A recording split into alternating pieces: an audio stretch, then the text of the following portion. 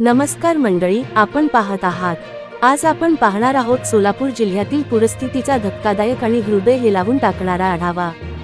सोलापूर परिसरात मागील काही दिवसांपासून झालेल्या मुसळधार पावसामुळे धरणांमध्ये पाण्याचा साठा प्रचंड प्रमाणात वाढला।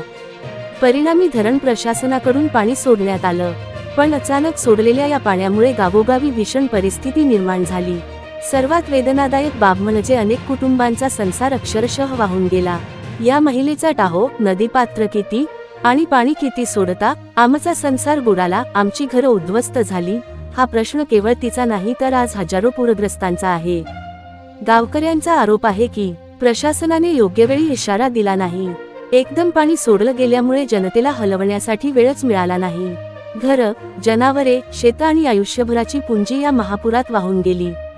विशेषतः महिलांचा आणि लहान मुलांचा आक्रोश मन सुन्न करून टाकणारा आहे।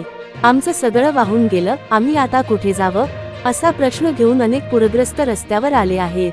प्रशासनाचा दावा आहे की त्यांनी सतर्कतेचे संदेश दिले होते, पण स्थानिक लोक मात्र सांगत आहेत की प्रत्यक्षात कुठलीही ठोस पूर्वतयारी नव्हती।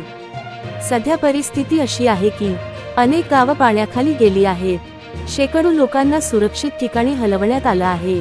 NDRF आणि आपत्ती व्यवस्थापन पथक मदतकार्य करत आहेत, पण लोकांचा आक्रोश थांबत नाहीये। संसार उद्ध्वस्त झालेल्या महिलेचा आणि तिच्या कुटुंबाचा टाहो पाहून डोळ्यात पाणी येतं। पाणी किती सोडता, नदीपात्र किती आहे, आमच्या संसाराची एवढी किंमत नाही का, असा थेट सवाल ही महिला शासनाला करते आहे।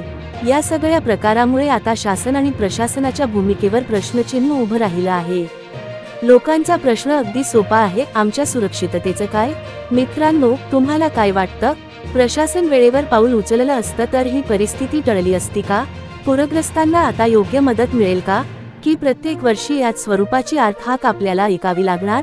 तुमचे मत आम्हाला कमेंटमध्ये जरूर कळवा। आणि हो, व्हिडिओला लाईक आणि चॅनेलला सबस्क्राईब करायला विसरू नका।